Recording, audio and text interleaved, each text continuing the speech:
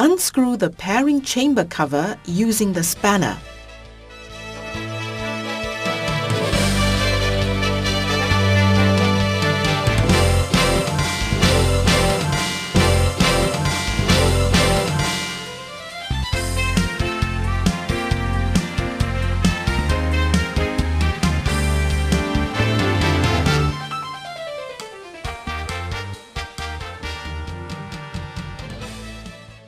Remove the upper pairing disc and flow control disc.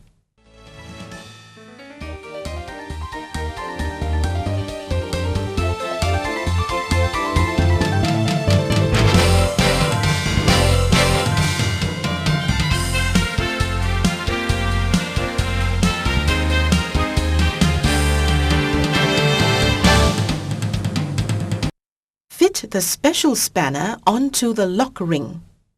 Apply the brake and hammer the handle in a clockwise direction.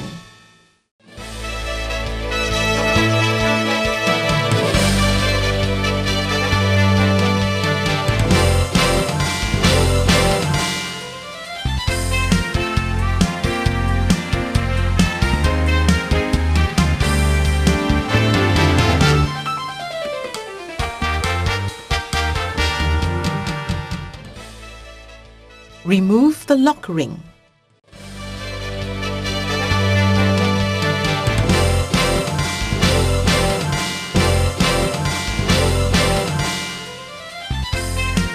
Screw the spindle plate into the lifting tool.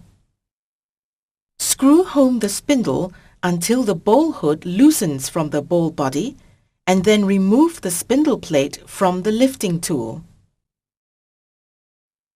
Lift off the ball hood using the hoist. Be careful not to scratch the ball hood seal ring.